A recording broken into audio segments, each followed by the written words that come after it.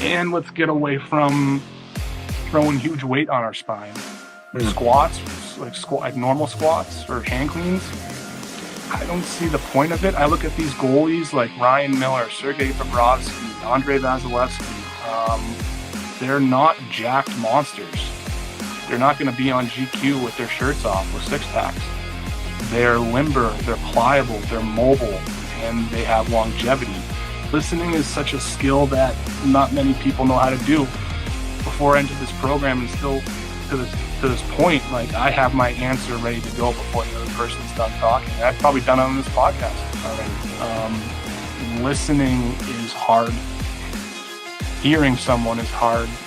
Not just what they're saying, but what they're not saying, what they're trying to say. There's so much nuance in there. So being an active listener, there's books on it. You may think it's a pretty simple thing, like, hey, don't talk and open your ears. Well, no, it's a lot deeper than that. Whether it's journal, right? You know, if you're talking to a young Adam Mercer who's 14 years old, and what can we, based on this conversation, how can we take these kind of thoughts and put them into practice? Excited today to have Michael Condon, aka Condon, as our guest for today's podcast. I'm going to read this off to you. Condon, Mike, has 129 NHL games played, 64 AHL games played, 47 East Coast League games played. That's a true professional, someone that's, taken the stairs, done things the right way, worked all the way from Princeton University through the minor leagues to an exciting time for the Montreal Canadiens. A quick stop in Pittsburgh, off to Ottawa. And what strikes me about your career, Mike, is that you were always a no stone unturned kind of guy. There are guys that show up to the rink in their flip-flops. They skate, they practice, and then they go out to lunch with the guys, and that's their day. And there are other guys that get to the rink at 8 o'clock in the morning, and they get back to their apartment or house at 4 or 5 o'clock in the afternoon on practice days. And you were that guy, and you were always struck me as you were always looking for ways, whether it was a mental way or a physical way, to get better. And I wanted to thank you for joining us. First off, welcome you.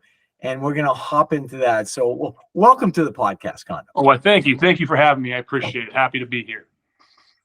So I'm going to start right off the bat with, I know that you found the float tank and you got some value from that. And I thought it'd be really interesting for our listeners to hear about some of the different things that you've done. So let's start with the float tank and tell me why did you go for the float tank, and why did you think that was a good modality for you? Yeah. First and foremost, preparation was kind of like my safety blanket. So I needed to feel that I prepared for an event in order to have a chance or an opportunity to do well. And to an extent, that kind of became what they call maladaptive in terms of over preparing. So you can definitely you could actually do too much. Yeah, you can definitely do too much, and that kind of brings up questions of overtraining and burnout and things like that. But for me, I was having problems overthinking. Pre-performance anxiety was very high for me. Well, at least the way I interpreted it, which is another distinction. But I interpreted it as bad, the way I felt before games, and I really didn't enjoy that discomfort. So I started trying anything to help me relax and calm down and to slow my brain down. So it would start with mindfulness, then it went to meditation, then it went to sensory deprivation tank, the float tank. And the way I kind of explain that is it's the closest thing you can get to not being under gravity. So the water there's a ton of salt in it, so you float. So the gravity component is gone, right? And we're talking about sensory deprivation, all 5 of your senses kind of shutting those off so that your brain doesn't have to process them. So there's no music. You're not listening to a podcast.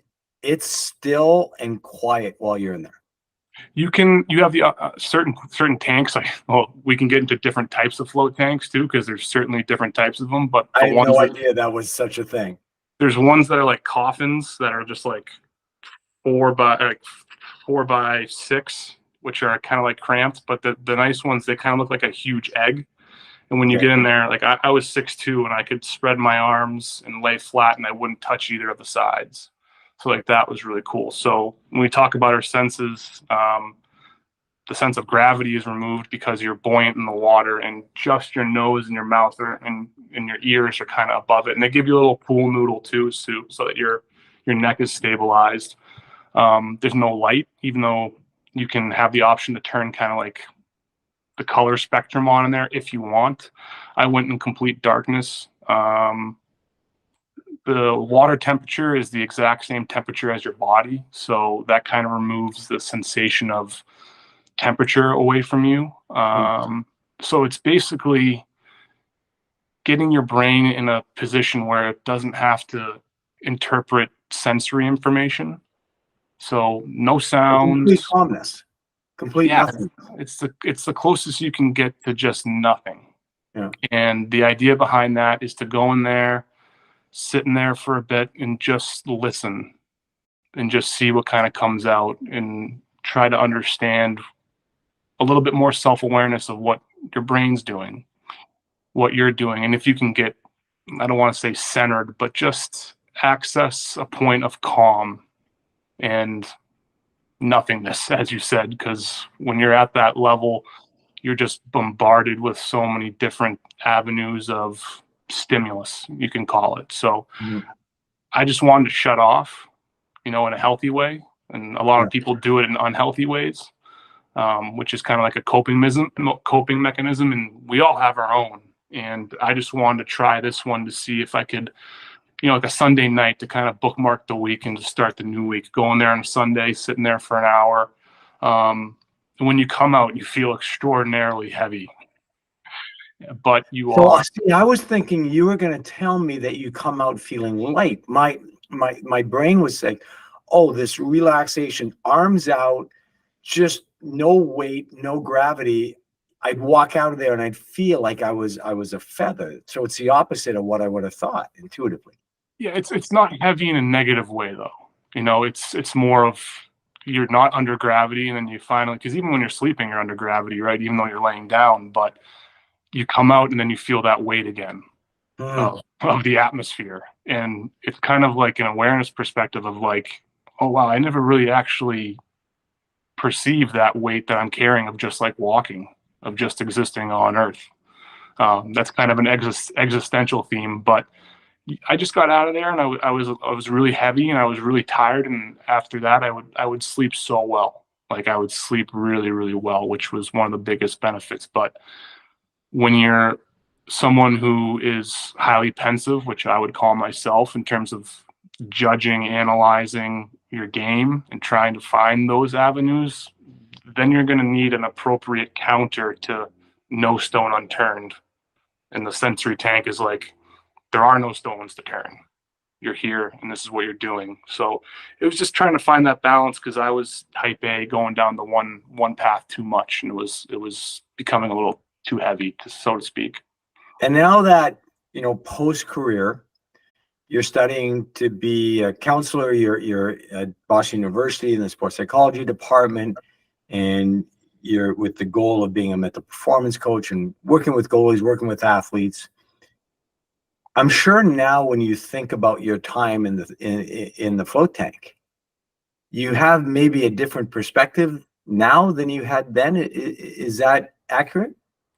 Yeah, that's incredibly accurate. Part of the reason why I got in this field was kind of selfish. I wanted to know what I did wrong, and I wanted to understand why.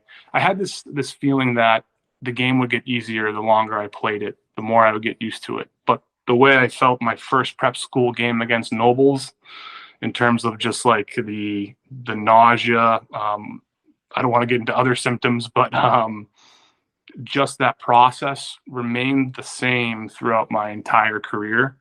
And I tried so many different antidotes to getting rid of that emotion.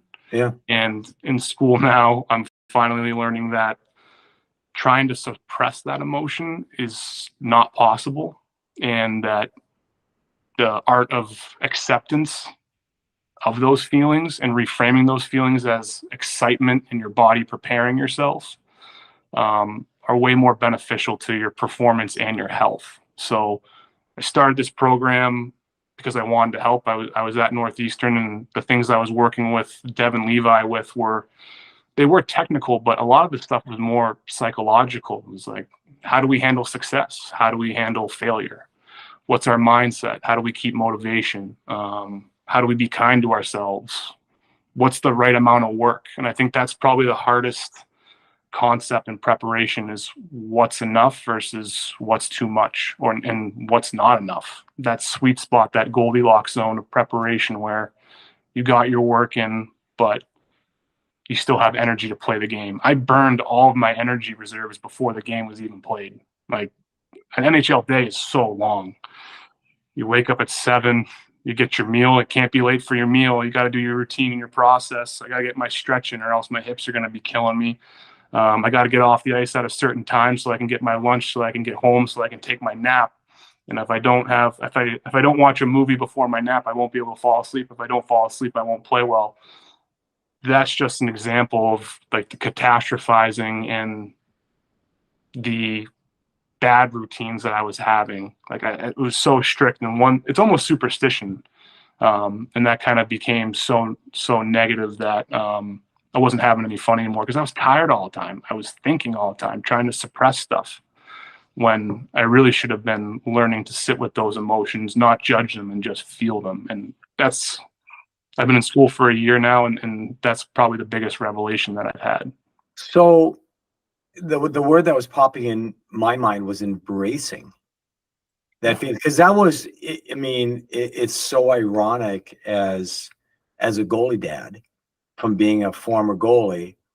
So when the pregame anxiety stopped, when my career ended, when I was done playing in Europe, it was such a relief not to deal with game days. And I was fine once I got my first shot. Like, after the first shot, you're fine. Like, it's no big deal. It's just all that time leading up to it. And now I have to experience it all over again through my son. When he has a game that day, I know he's got a game that day, and I'm hoping it's going well. Merce, how are you with pregame anxiety? It depended on the year. My last year of hockey, it was really bad. I was kind of like Condon here, and like everything had to be perfect and everything had to be on time. And then just the fact of the matter was, it was exhausting mentally.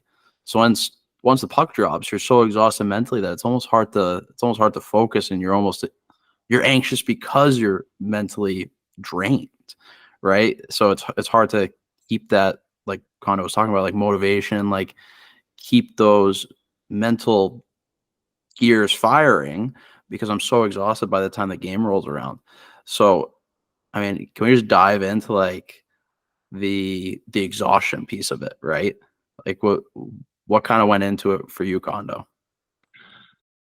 It's so funny we talk about this. I went to a talk yesterday about heart rate variability, and how it's a biomarker of resilience and self-regulation. So I'm at the beginning of understanding it. So I'm not an expert, I'm not a doctor, but once they do all these tests with people where there's a famous one about a tracing test that people do, and they have two groups, a control group and the study group. And the control group was asked to do something stressful, I believe, and to think about it and to try and suppress those emotions and then do the tracing exam. And the other group was told to just feel the emotions and do the tracing exam. And the people who were trying to control and suppress, they quit the exam more often than not, whereas the other people who were accepting their emotions, they finished it. So you're depleting a resource is what the argument is when you're suppressing things. Like, you're actively fighting yourself. And the resource there is actually blood sugar. It's glucose. So you're diminishing energy, fighting yourself, fighting a feeling when you're about to perform. And that's kind of been like a big revelation for me just in the past 24 hours. And it's hard because there's so many cliches about performance. Like, I always used to hear like pressure is a privilege, or get comfortable being uncomfortable, and all those things. And that just really like invalidated how I felt at the moment. Like, I didn't need advice. I just needed someone to listen. So when we're thinking about all those things and overthinking and the pressure and the anxiety of it all, it was just learning to accept is really a skill, and it's a muscle, and it's not something that we're taught ever throughout school to our adulthood. So that's probably one of the biggest things that I'm wrestling with right now, and trying to get better at explaining to other people. I think we've all experienced most goalies would have experienced this pregame anxiety, and you had a different word for it. I use pregame anxiety. What did you call it earlier? Pre-performance anxiety. Okay, pre-performance anxiety. And so when I think about these things that you did, the meditation, the hyperbaric chamber, and all these different modalities that you did, so what I'm getting the sense of is, Dak, it's not about the modalities. It's more about why I was looking for those modalities. Yeah. And then it was more about the mindset that they affected me more from a mindset standpoint than it wasn't about the body or feeling better. It was more whatever you were doing, you were trying to get your head in a better place. Yeah, I thought the more I was prepared, the more I studied for the test, the better I would feel going into the exam. And preparation is still a huge key of it, but kind of, as you said, my preparation in relaxation became stressful. So it was a self-defeating kind of feedback loop that I was doing. I didn't learn how to relax properly. I didn't know how to breathe. And there's a lot of misnomers about breathing right now too that actually make you perform worse. And not a lot of people. You have to know which breathing technique at which stage. Yeah. To like, you. Yeah, like basically like just the idea of carbon dioxide in your body. People think that increases your anxiety and all that, and that's not further from the truth. You need carbon dioxide in your body so that you can actually absorb oxygen. So I didn't know all those things. So I was doing like different types of breathing techniques before games that were actually hurting me, and I didn't know it. And I guess through all this, the message is knowledge is power. Mm-hmm. And to really vet your sources too, because there's so much in the age of TikTok, Instagram, all these things. There's so many experts out there, and I'm not purporting to be one. I'm just saying that you really have to do your due diligence in figuring out what's true. And that's really just going to the primary sources and reading the studies. Like, you go on Google Scholar, you just type in breath, and the middle of the studies are complex with the data, but they have an abstract which just says like, this is the study, this is what we learned, and it's like a paragraph. And okay, got it. The overview is like, what I do the same thing. You have these studies and you go, no way I'm reading this, and then you read the last paragraph, and it sums up everything for you. Yeah, I failed statistics in college, in undergrad, so I'm not going to be reading all the statistical information, but I read the abstract, I read the conclusion, I try to read in the middle, but you go to the primary source. And then, so that's evidence, right? And there's a time for evidence, and then there's a time for, philosophy.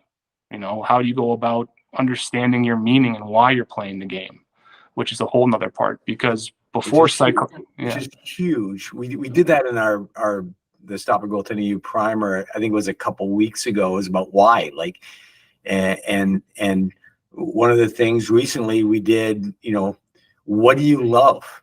What do you love about goaltending? The next day was, what do you love about hockey? What do you love about being a student? What do you love about being a teammate? And we ended off with, what do you love about yourself? I think that goes into that why, right? Yeah, I mean that's the driver for everything. I think it was Nietzsche who said, "He who has a why can live through almost any how." Mm. So I had a very strong why, which propelled me to meet all those pressure demands, and I knew it really well. And whys can be broken up extrinsically and intrinsically. So extrinsic things are, I call them carrots. Like you put a carrot in front of yourself, you want the carrot, right? Like I want the D1 scholarship. I want to go play pro. I want those things. I want, money, fame, notoriety. Those are all good, right? To an extent. But once you get that carrot, if you don't have anything inside of you, you're kind of left with no direction or drive because you got what you wanted. So it's having that healthy balance, and the intrinsic part is much harder to figure out for people, but that's the more philosophical side, which I really love getting into. Psychology is only 1860 with Freud was when it really came about, and before that, what people used was theology or faith, and then Yep. philosophy. How do we understand our place in this world? What is the world? Why am I doing what I'm doing? And you kind of need all three. You need a philosophical approach. You need a faith-based approach too, because when you're in there and it's not going well, sometimes you pray. Sometimes you pray, and then you need the Murray spent most of his career praying he'd stop. No kidding. Hey, so I talked to someone today about emotions, right? So we were talking about emotions and performance, and we always talk about being stoic as a goaltender. We're always teaching, like, be that stoic being, like that head up, shoulders up, like that whole thing. But there's that piece of emotion. We're all human, right? We're not just robot goaltenders, right? So I kind of want to dive into the emotional piece too, because, like, say I feel angry during the day, right? Like, how do we move that if it's a game day? How do we move that into that stoic piece, right? Because we can't just, like you talked about, we can't just suppress these emotions, like that study that you were talking about, the heart rate variability. But, like, there's so many emotions that go throughout a day. How do we get to that place where we can just get into that flow state and perform? Ooh, that's a big one. I always like to start with why and why these things happen, and the bigger question is, like, what's the purpose of emotions? Why do we have them? Right? Where do they come from? What do they do? And that's more of like a evolutionary biology thing. And so you said anger, right? The biggest question you have to ask yourself is, do you perform better when you're angry? 100%. Mercy, you were talking about that. I was thinking about, we did a talk the other day, and it was about being assertive, being angry, being aggressive, being but it didn't suit for everybody. And we actually went around a room of 18 goalies talking about, what do you need to be? And I think that's what experience gets you, right? Condon, like, all those games in the minors got you an idea, like, what you had to do to be able to perform. Yeah, and a great example of that was, my first year in Montreal. I would look at Carey Price before games, and he would just be calm and kind of chill, and I knew there was a drive inside, but he didn't let you see it. And so I would see him play, and everything was smooth, everything was calculated, but still powerful. And I was like, oh, I want to be like that. And so I tried an approach before a game of just, like, not really doing a warm up and kind of just chilling out and just sitting in the locker room. And I found with me that during the game, I wasn't fighting around screens. I was passive. I was on my heels, and I didn't play well. We lost. And I learned there, I was like, you're not Carey Price, and don't try to be Carey Price. In the psychological perspective of that is something called the individual zone of optimal performance. And we all have different ranges of emotions that help us play better. And you would think of something like feeling anxious is a bad thing, but you need a certain amount of anxiety to play. That's something that drives your function. That fight or flight is still good in game. Anger is another one. I always show a clip of Tom Brady of how he would kind of create that anger against the other team. In The Last Dance with Michael Jordan, he would make up stories about people in the building saying things to him that didn't actually happen, just so that he could get a chip. But they had high emotional intelligence. They knew what they needed in order to be at their best. And when you're a goalie and you're thinking about being assertive, like, guys are coming down the ice at 30 miles an hour at you. You have to stand your ground. You can't back up. You have to stick your face into slap shots. You can't turn away. There is a certain degree of anger if that's your fuel, or what's the bigger question is, what's going to make you stick your face in that puck? Mm-hmm. Some people want to be calm. Other people need to be angry. Some need to have a little bit of fear. And I used fear a lot. I have this huge fear of regret is what really propelled me to do all the things. Because I came to this point where I was just like, some people are better than me. They have more talent. I get that. But it's not going to be because I didn't work hard. Mm-hmm. And once I came to that emotional state, I was like, all right, effort. You're an effort guy. You're not pretty. You can't do the splits. Some days you can't touch your toes, but we got to find a way. And that was that is kind of a form of acceptance. Is some people are more talented than me, but I'm not gonna lose because I didn't try. And I think that's a great state too. The other one is I can do everything right and lose, and I can do everything wrong and win. So that's really great for people who are holding on to outcomes. Mm-hmm. So when we have that outcome-based mentality, you could have 38 saves going into overtime, but you lose in the shootout, still lost. And when you're playing pro, that's all that matters. It's all they care about, whether you win or lose.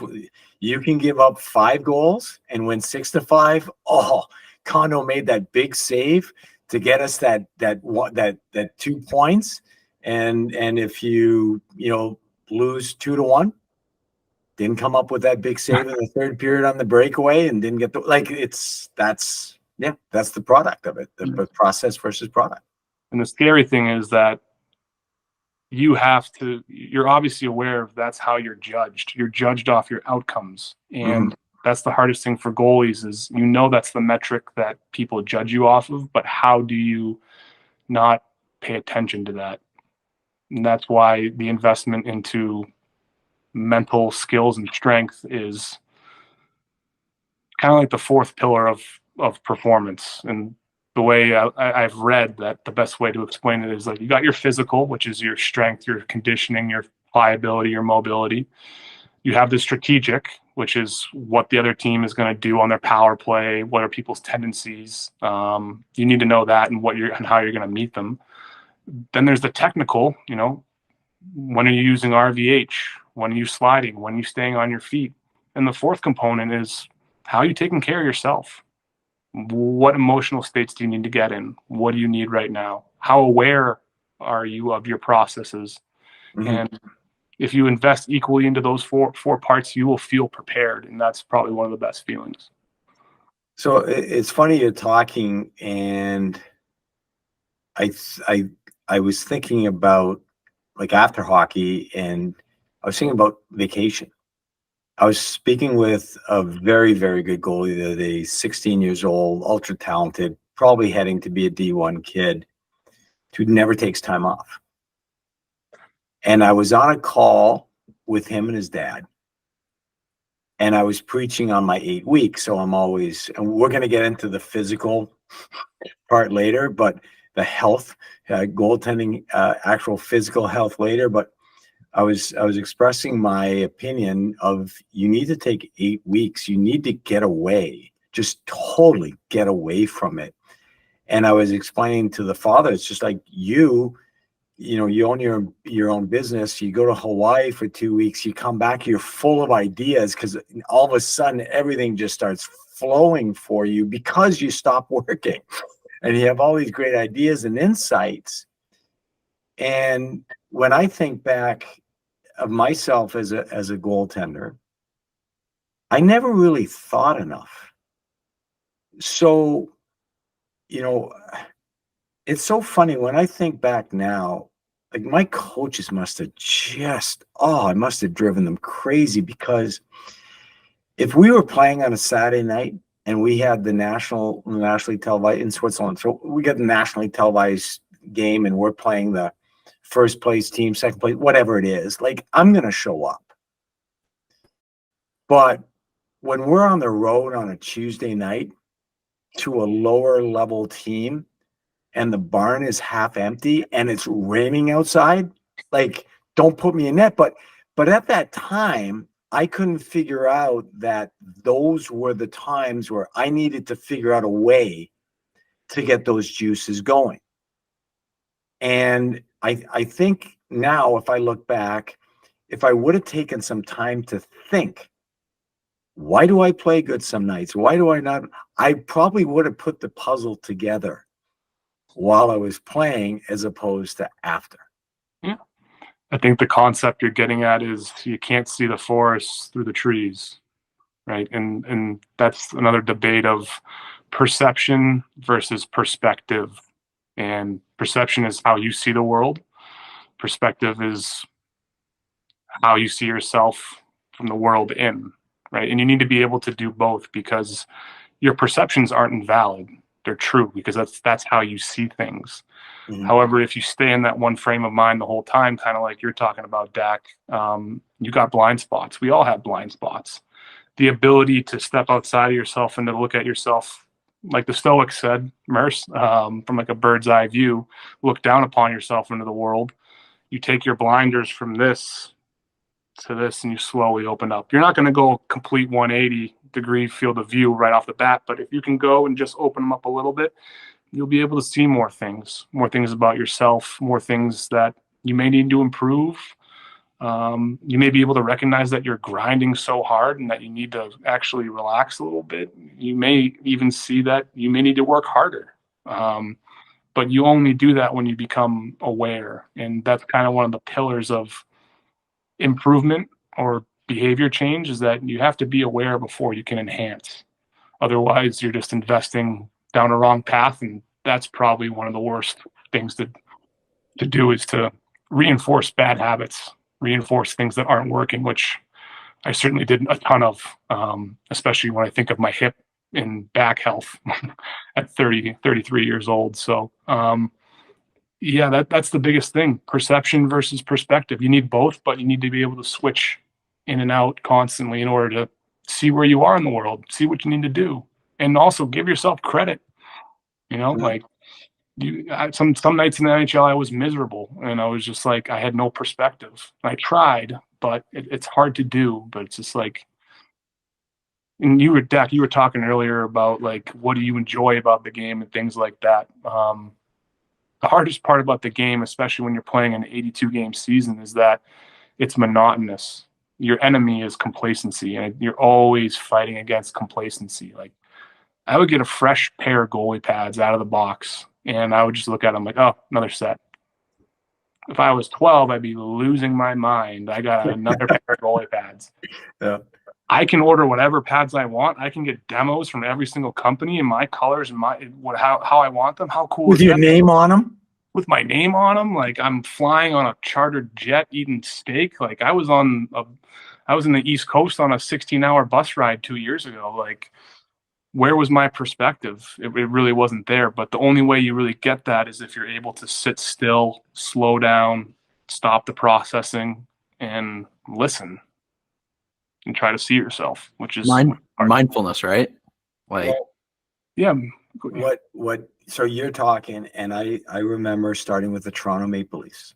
Okay, and so my job, goaltending scout, and I'm trying to soak up as much knowledge as I can from the veteran scouts, the guys the Garth Malarchuks, the legends, and I'm poking their brain. And it's incredible what they come back with when they say, oh, yeah, see, Dak, you got to understand where they're at with self-awareness. And I'm sitting there going, no, it's how quick they are. or it's how big they are, or do they give up 2 goals quickly, or like I'm thinking all these things, and they're talking about self-awareness, and their point is that you've got to draft a kid at 18 years old, and that kid's got to figure it out. And the I can see it. The players, goalie, defenseman, forward, the players you miss on and you don't understand, like that player checked every box. But if they don't have self-awareness, they're not going to get better. They're not going to be able, the figure out ability part is out the window. They won't be able to do it. I think what you're getting at, I think of two quotes from Greek scholars. I confuse them all, so please don't carve me on this. But one of them is know thyself, and the other one is the unexamined life is not worth living. I'm not sure if it was Plato, Seneca, or any one of those guys, but all these cultures knew that. Marcus Aurelius, a Stoic too, he knew that. It's so crazy how so much wisdom is out there from recorded history, and we don't access it. And these are people who are living lives that were 10 times more difficult than us, where death and war and suffering was everywhere. Yes. And they're writing about how they got through it, and we don't really check in with that. They give you these insights. They're not specific, but they spark curiosity. So like, what does the unexamined life is not worth living mean? It's just like, you got to look at yourself in the mirror, see what you're doing, see where you're deficient, see where you're strong, see where you want to go. Are you living your vision? Are you living your passion? Are you in the right environment? What about your environment don't you understand? There's so many questions that come from this, but it's also, everything exists kind of on a continuum. If you get too introspective, too much looking into yourself, you're going to have more questions than answers. But if you don't get introspective at all, you're going to have a lot of answers with no questions, and that's kind of arrogance. So are you saying life is about balance? Listen, everything which my parents taught me when I was a young kid. Yeah, it's funny, like everything in your body is already balancing itself. Every cell, your heart rate. You have this thing called homeostasis, where you stay at the same temperature. Your cells don't take more nutrients than they need. All those things, there's balance everywhere, except not so much in our thoughts. I think we all could benefit from an analysis of how balanced we are in our thoughts. So moderation is the key. I forget what that quote is, but moderation in everything, even moderation. So there's something to be said to that. Yeah. It's so funny that you talk about, you're going into stoicism and the pragmatics and so on, but so I'm a big personal growth junkie, and you have those people like you're Tony Robbins and you're Mel Robbins and you're Les Browns and all these people. Now it's Scoggins, right? Jocko Willing. So, but if you go back just a little bit, you want to go back 50 years, 60 years to Earl Nightingale. He was selling the same, like it was the same thing. And then you want to go back 50 years before that, and the power of concentration. The power of concentration could be written, like it could be written today. Obviously, they'd have to change the way English is used, but the power of concentration, it's the same thing that you're going to get from all the personal growth guys. There's no different.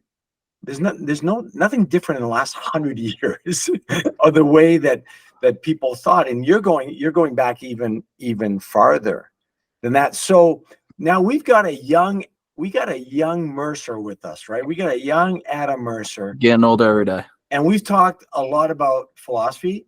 And let's get into actually things that we can do. Okay. Whether it's journal, right? Is if you're talking to a young Adam Mercer is 14 years old, and what can we, based on this conversation, what can we leave that goalie? What can you do on your own because we put a lot of thoughts in parents' minds today, and coaches' minds, and goalies' minds. How can we take these kind of thoughts and put them into practice? I think the first thing you have to do before, I mean, in sports psychology, they call those interventions, like specific tasks or habits that you can use, but you have to know why you're doing them in the first place. So there's such a rush to be like, oh, I should start journaling. Well, you need to know why you want to start journaling. That's the biggest part, and it always comes back to why, because that's the motivating action behind the habit. Why do you want to journal? Well, if journaling helps because your hand works slower than your brain, so it forces you to actually slow down, use those neural networks to articulate abstract concepts onto paper. And then you can see them. And people, when I ask them when they journal and they do things like that, they see their thoughts more comprehensively. So instead of your brain being like a dryer machine on tumble, all these things bouncing around, you put them down, you can see them, you just gained a little bit of perspective. Now a little bit more direction. And then from that, you look at your journals over time, you can see your own growth. You can see patterns about yourself that maybe you want to change or not change. And that's really one of the benefits of journaling. But to your point, when you're choosing a specific thing, you need to know why you're doing that, and if that's matching what they call your presenting concern. What's the biggest thing you want to change or want to improve upon? That's the biggest thing. So I guess with journaling, the presenting concern for that, maybe you're overthinking. Maybe you want to get a little bit more aware of your thought processes.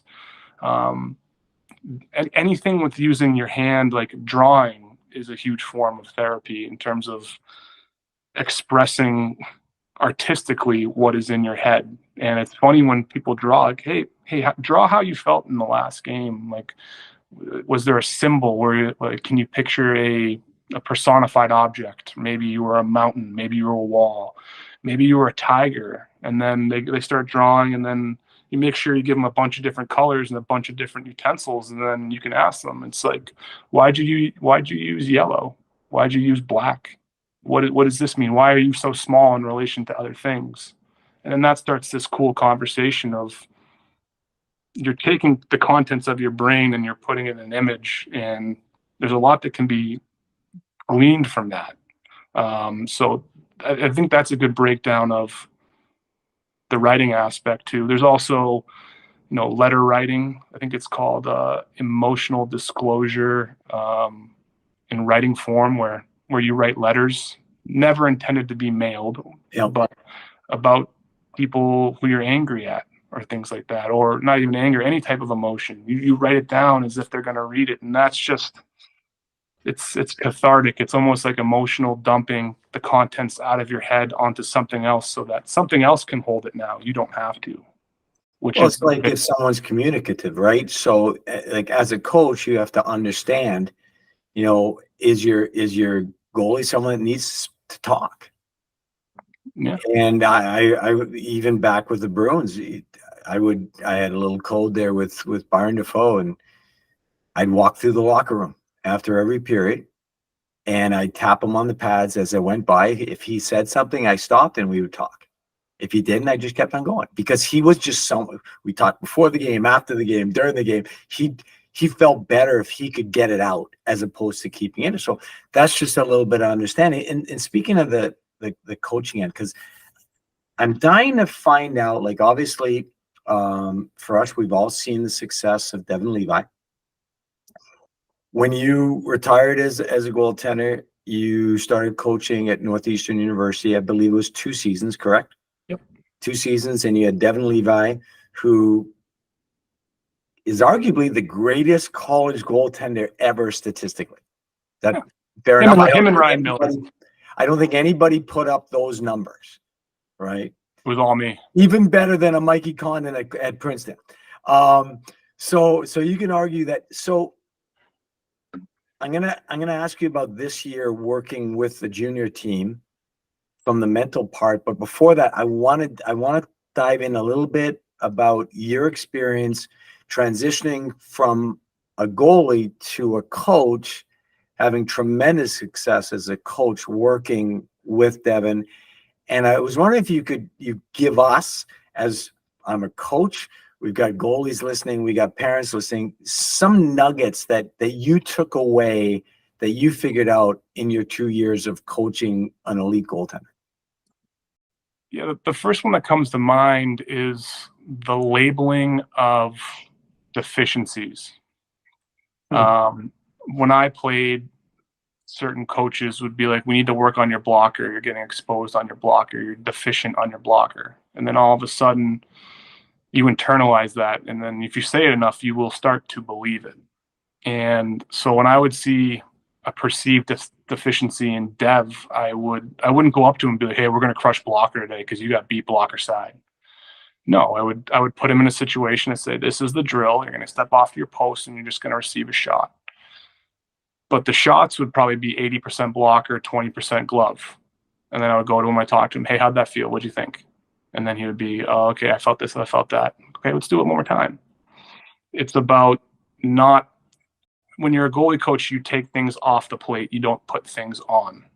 And I think that was the biggest role. And that can be technical concerns. That could be emotional things, confidence things.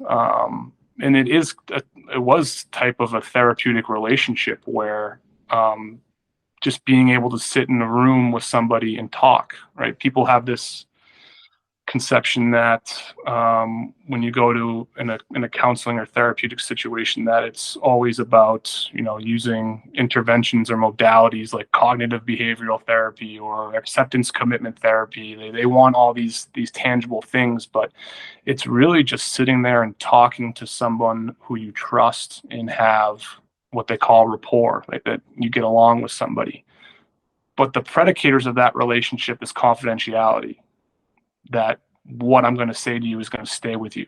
Mm-hmm. So that way that trust is built up. Then I can actually tell you how I feel. And as we were talking about with the drawing and the writing, you're bringing stuff out, and you're bringing it out into the light. If you suppress and you bury, I usually make the analogy of it's like mold. If you put water on bread and you put it in your cupboard for 2 months in the dark, you're going to have something crazy when you open that up. And it grows, and mold grows on decaying matter. So I'm not saying that a part of you inside is decaying, but kind of is, because you're suppressing it and it's staying with you. You need to let it out. You need to get it out. The problem is finding that confidential relationship is the hardest thing. And I got burned a few times trusting people who I thought had my best interest in mind, and come to find out that was my whole exit meeting. So I would caution goalies, caution anybody, if you're going to reveal those things and get into that relationship, you got to have trust, and it has to be confidential. And not many teams have that at the college level. And I would even argue at the professional level, you have to be careful with that too. I had the opportunity in the professional ranks to work with a team psychologist, and I told the captain that, and the captain looked at me and was like, what are you doing? Do not work with that person. And I'm not sure if I wholeheartedly believe that now, but in the moment I stopped, because you're like a stock at the pro level. You're like an Amazon or an Apple. Yep. And everything about you is judged just like a quarterly earnings sheet. All your baggage, your character, your emotions, all of that is information that's going to be used in you. I mean, look at the NFL draft right now with all these guys, and they're nitpicking every single athlete about their behavior and their mannerisms and everything. You're under a microscope. You have to be careful of who you reveal yourself to. And that's probably one of the biggest parts of it. And Adak, I know you're probably going to ask about my work with the team I'm with now, but in that light of confidentiality, I can't really speak about that. So as much as I appreciate the question, I can't really go there. But in speaking with Dev, I wasn't in a therapeutic relationship with him, even though I said that, like, hey, everything you say to me stays with me. And I'm not revealing what he's saying now. I'm just revealing what I told him in terms of practice design. And I had agreement with the coaches too. I went to Coach Keefe and everyone there. I says, you can't ask me anything about what they're saying because I won't tell you. And I explained that to them too. It's like, this rule is in place because it's going to benefit the team in the long run. So I'm working for you in a circuitous manner, and just please trust that. And it worked out. But with Dev, like I said, it wasn't always the technical T pushing RVH. There's a point in time for that. But when you get into these upper echelons of performance, the skill level differentiation is like 1%, 2%. The difference between guys is consistency, which is albeit an aspect of mental performance. So the mental game, like for Sidney Crosby to get 1% better, how hard does he have to work? How do you refine what's been refined so many times? When you're an expert, that 1%'s a light year. It's so big, but there's always gains to be made in between the ears. And that's the difference at the highest levels of performance. So Merce, like that nugget right there a little bit earlier, because that I was like, can I write this down all in the middle of a podcast? But I feel the same way. You do not have to go to your goaltender as a coach and tell them what you're working on. You can do it without getting in their head and them thinking, oh, well, we're doing this because Dak doesn't think I'm good at this. Right. And so that, and Merce, you're in the junior ranks right now, and you're getting into the team coaching for the first time now that you're done as a goaltender. I mean, I feel the same way as Condon on that. I feel like especially when you start a season, if you, he's not good at this, he's not good at that, she's not good at this, she's not good at that, like they're done. 100%. You got to nip away at it. Well, like just at like the college, and I mean the college and the junior level, like especially the junior level, these kids are trying to move on to the next level, right? Especially at the college level, they're trying to move on to the pro level, right? So staying out of their heads as a goalie coach couldn't be more valuable. And I like the confidentiality piece that Condon was talking about with the coaching staff, just because it gives the goalie this place where they can go to be comfortable and be honest and get those thoughts out, just like journaling or drawing, just like Condon was saying. But that's invaluable for all goalies if they can find that person, whether it be a goalie coach, whether it be a parent, even just finding that place where you can stay comfortable and get your thoughts out and your emotions out. Parents are tough though. 100%. The parent aspect is difficult because parents love their kids, and the therapeutic aspect is that it's unbiased. Right. Yeah. I'm seeing it because, and the other part too is parents are often solutions based. So you two could probably speak to this well, but you know, if I love my dad to death, but when I give him a problem that I have, he waits 2 hours and then I get a text message of 4 solutions and 5 people I can call. I wasn't looking for that though. Sometimes it's just a vent. Yeah. Sometimes, you know, and you know, even with my wife too, like as men, like we're often like solutions based people, and you love someone so much that you want to provide relief to their suffering, and you think that is through a solution, a tangible thing. Hey, do this. You know, it's like people oftentimes will see on social media someone who's really depressed, and people will just be like, go for a run. And it's just like, no. Yeah, that helps. Yeah, movement's part of it, but what you're doing is you're actually invalidating how that person feels at the moment. We need to recognize how they feel in order for them to accept it, and for them to realize it, and for them to be ready, and if they're ready, to actually make some change. So it's always, I always make this analogy. It's nice to have that guy in the scene from The Town where Ben Affleck walks into Jeremy Renner's room and he's like, hey, we're going to go hurt some people. You can't ask any questions. And that's that. And Jeremy Renner looks up and just goes, whose car are we taking? I'm not advocating violence, but that's the example of the friend or the outlet of the person who you trust and is non-judgmental and just is there to listen. Listening is such a skill that not many people know how to do. before I entered this program, and still to this point, like I have my answer ready to go before the other person's done talking. I've probably done it on this podcast already. Listening is hard. Hearing someone is hard, not just what they're saying, but what they're not saying and what they're trying to say. There's so much nuance in there. So being an active listener, there's books on it. You may think it's a pretty simple thing, like, hey, don't talk and open your ears. Well, no, it's a lot deeper than that. Like this conversation that we're having now, it's just like eye contact, hand position, body language. They call these minimal encouragers when you're like, yeah, no, I see that. The simple furrowing of a brow is interpreted by humans in many different ways, and most of our communication is nonverbal. So the act of learning how to help is what I'm in school for, and it's completely complex. So, Merce, I didn't mean to say that don't talk to your parents. No, I get talk to your parents, but just be aware that, you know, they want to help. So they're going to give you tangible things, and maybe your parents are emotionally intelligent where they're at the point where they can just listen to you and say, yeah, you know what, that stinks, man. Like, I'm sorry you're going through that. How can I help? That's all people sometimes are really looking for, is the validation of their feelings, the normalization of their feelings, that, hey, what you're going through, a lot of people go through, and the praise too. You got to praise people, not absolutely overpraise them. Just, you don't want to blow smoke, but it's just like, hey, you know, praise. Yep. Yeah, like what you're going through is really hard. Like, how strong have you had to be to go through this? Like, hey, you're still here. Normalize, validate, praise.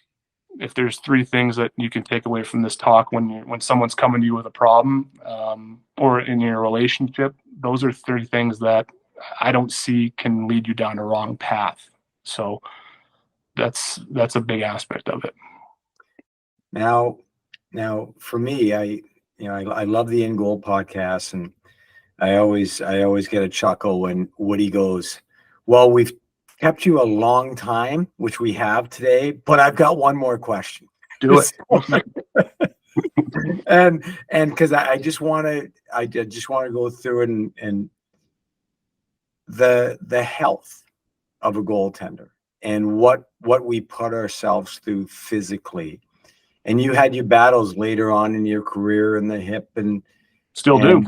Yeah. And I'll never forget, you were playing, you had made the Montreal Canadiens, and you had a game against Boston. And I came down to talk to you after the morning skate. And the next game you had was Ottawa. And that was going to be your first game, I think. And you told me you had a high ankle sprain, but you couldn't tell anybody because you were so horrified that if you told someone, you'd be rehab, sent down to the minors, and may never get another chance. And you said, I'm going to figure out a way to work through this pain and stay. So I say that, I tell that story because it puts in perspective who you are, who you are, and the sacrifices that we make for our health. And I try to talk to goalies and goalie parents as much as I can about hip health and taking care of their bodies. And I just didn't want to let you go without having you, from personal experience, address this a little bit to our listeners, and talk a little bit about kind of your experiences, and now that you're on the other side of it, you know, what you could offer to our parents, our goalies, and our goalie coaches. Yeah, that was probably one. I still wrestle with this. Telling myself you should have told somebody so that you could have figured it out. But at the same time, I knew what the environment was I was operating in, and it was availability is the best ability. And I can't give them a reason, and I have to play through this if I want to stick around. And I taped that ankle up from pretty much my toes to the bottom of my knee, pretty much just to mobilize the leg. And I got by, kind of. But no, you did great. I stuck around, but you know, today I still wrestle with the ankle injury, and it actually pushed my hip out of its socket with a herniated disc, and I needed hip replacement. So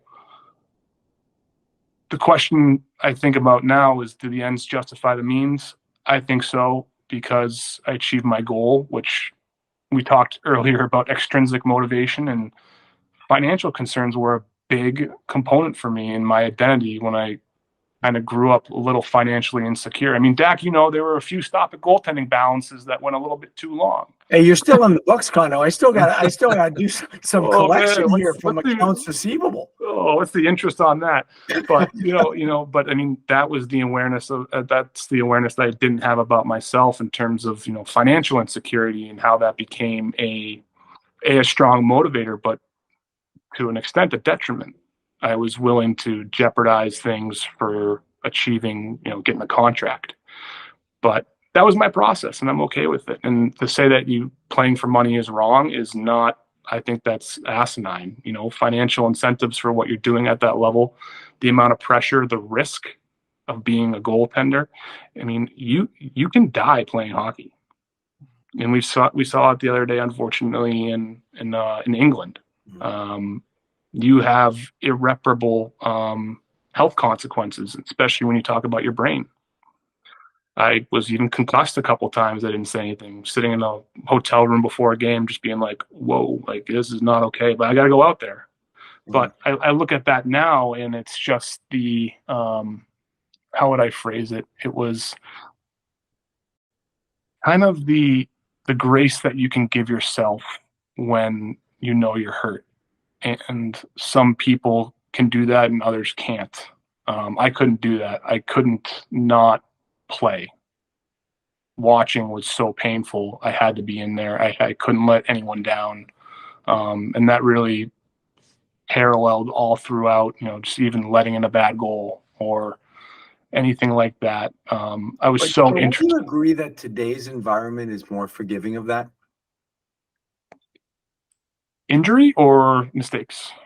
Injuries, and being able to say, "Look, I'm hurt. I need help." Back and we're going back 10 years or so, and then you want to go back 20, 30 years, and I think it's progressively gotten better to the point where it is now. Yeah, I think people are starting to advocate for themselves as this kind of old guard of athletic coaching is leaving. Like, you hear the phrases like water equals weakness. That was one that was around for a bit. Are you hurt or are you injured? Those are two different things, especially to old time coaches. But, you got that pressure from everyone. And also if I took time off, that opens the door from somebody else. I made my way into pro hockey because 3 goalies got hurt in front of me in succession. And that's the only way I got my chance. So there's a fine line between hurt and injured, what you can play through and what you can't. When you think about the brain, like I made a ton of mistakes with that. Goaltenders with subconcussive blows, which are arguably more detrimental than the major concussions because they compile.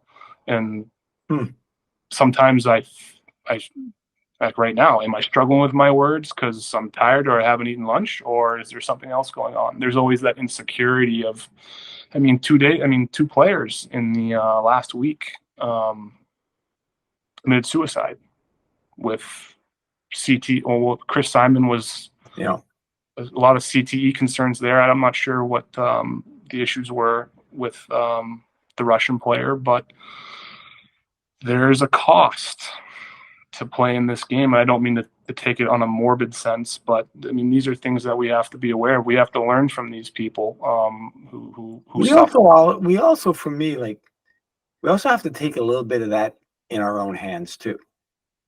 We talked about this before. Do you really have to do 200 butterflies a day? In your goaltending coach's justification skates, do you really have to go in your RVH 37 times in a row?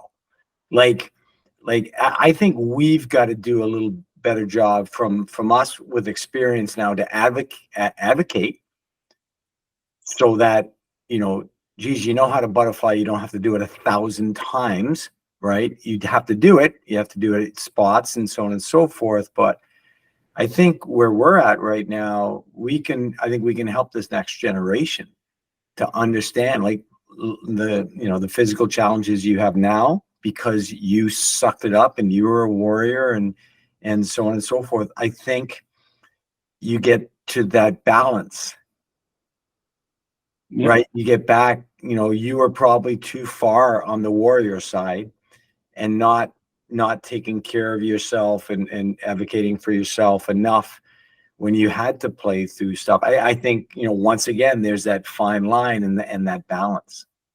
Yeah, you mentioned guys like Jocko and David Goggins earlier, and this obsession with grind mentality, and that's something that I loved. I loved it. I'd say things like, the only easy day was yesterday.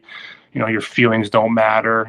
Suck it up and get out there. And that was just attacking myself. And I look at it like a guy like Goggins, and he's like, his knees are shot. Like, what's he gonna do in 10 years?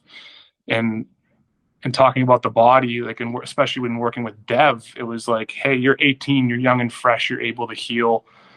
That's not going to last for forever. You need to learn that fine line of what's enough and what's too much. And in practice, it would just be like, we're going to do 5 RVHs on each side just to warm up, because you're probably going to do 200 in the practice. And then I would go to Coach Keefe. The first shooting drill, Dev's not going down. He's just going to work on his hands. But I would tell Dev that there's a motive behind it. Hey, let's just play goalie. Let's stop pucks with our hands. Go down and get it. Don't default to the butterfly. But I would also tell the coach, like, hey, don't judge him right because he's not going down, because it's with a purpose. And then Dev would stay out for a couple 30 minutes after practice, and it was just about telling him, like, hey, how many butterflies do you think you did in that extra practice and playing rebound game? I don't know, like 30 or 40 or 50. I'm like, multiply that by 6 months, 7 months. You have a finite amount of butterflies. The amount of number that is, I don't know, but it is a finite amount. So pitchers are on pitch counts. Goalies, repetitive motion, have to be on butterfly counts. But I think for young players, it's important to understand how the body works. Do you know that your jaw directly impacts your pelvic alignment? Do you know that hip pain is directly correlated to the amount of space you have in your lumbar spine?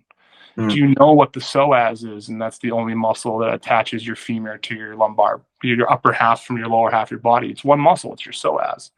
Do you know that? Do you know how to strengthen it? What do you know about posterior chain strength? We spend all our time like this.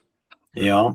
So in the summer, you don't want to be doing exercises like this. You want to be doing exercises that expand and open up and go backwards. Expand that chest. Expand the chest. Yeah. People talk about head trajectory, and it's like, well, what's the science about that? Well, I mean, I always played with my head like this, trying to get on it, but all of our muscles, our eye muscles, are back here. So when you do that, you pinch them off and you can't see as well. The idea is you tuck your chin a little bit more right here, get your spine in neutral position. All of a sudden, you can see more. You can see your hands, which is important for actually directing where they go. There is another one, your shoulder strength and your hip strength are directly correlated. Your body is a big X. Your right shoulder and your left glute, they work with each other. And there's certain ways you can kind of learn that. So when you're doing those trivial exercises like Supermans or dead bugs or whatever you call them on the ground, like, once you understand why you're doing them, and we go back to why again, then you're going to be more motivated to do them correctly. And let's get away from throwing huge weight on our spine. Squats, like normal squats or hand cleans, I don't see the point of it. I look at these goalies like Ryan Miller, Sergei Bobrovsky, Andrei Vasilevsky. They're not jacked monsters. They're not going to be on GQ with their shirts off with six packs. They're limber, they're pliable, they're mobile, and they have longevity. The opposite example of that is a guy like Rick DiPietro, who is shredded out of his mind and was jacked, but he's got tendon issues. He got hurt all the time.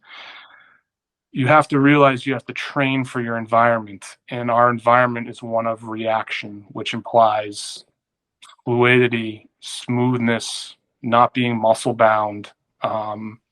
And now I'm on the lines in terms of teaching goalies how to move. It's about, go on Instagram and watch a guy named Ido Portal. He was Conor McGregor's movement coach, and he's just doing these weird, actually, Conor McGregor comes out with those noodle arms, right? But if I asked you to do noodle arms, it would probably not look the way Conor did it. Like there's a body intelligence that you need, and when you're doing a bench press and you're fighting that weight up, all you're doing is you're training your body to be slow. How can you mimic your environment? How can you lessen the load on the things that are major muscle movers like your hips and your glutes? Your feet are in skates, which limit the whole flexion of your foot. The bottom of your feet, every other ancient culture believes in reflexology, healing the body through the nerves in the bottom of the foot.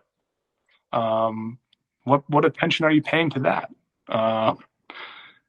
If you're listening to this and you're like, wow, I haven't done any of those things, it's okay. One of my favorite phrases is, the best time to plant a tree was 20 years ago. The second best time is today. So spark that curiosity, start learning about things like, what is kinesiology? I've never heard that term. Don't be afraid that you don't know what it means. Be curious, Google it. Oh, cool, I got this link. And the cell phone is both good and bad in terms of access to information, but you can go look up some foot mobility exercise. There's a guy out there, knees over toes guy. He's great. Maria Mountain's out there. She'll give you some exercises, but it's just being aware of what you need to match your environment. And once you do that, you'll know you're working on the right path, which is the best thing, as opposed to trying to do CrossFit. And once again, you're talking about whether it's Ido Portal, and he started with capoeira, which is the Brazilian martial arts, which we actually bring in a mestra in the summertime to work with our goalies, because it's a little bit of yoga. It's the stretching, it's the capoeira, it's the strength and conditioning. But it's not like back in the day when you were at Princeton and it was all about how much you could bench and how much you could squat. And, so, this has been awesome. We're going to have to, this is so funny. We're just getting started with our podcast, and this is the first time I'm saying it. We're going to have you on again, Condon. Hey, I was going to say, this is going to need a part 2, because I got nothing but time, fellas. I got nothing but time. How much we've changed since Super Skills in Tewksbury doing butterfly pushes across the zone. Yes. Yeah. Or over at Full Ice with start on one side of the boards and push. Hey, get up and then push all the way back and just grind like that. Like it's funny. We didn't know then what we know now. We're always getting better, and that's how I look at it. And I think you made everybody listening today better, and you made us all think. I'll tell you that much. No, not too much though. Not too much. I can see the smoke coming out of Mercer's ear right now. I'm buzzing. We pulled the threads and they sure came out. That's for sure. That's the not too much though. All right, not too much. Moderation. All right. So even in moderation. Even in moderation, exactly. So it's just about sparking that curiosity, and then people have the avenues to go and research what interests them. It's just, the other caveat is, be careful what you read, because we all know the stuff on the internet is fake news. You got to be careful. So just do your due diligence, and if you don't know, ask.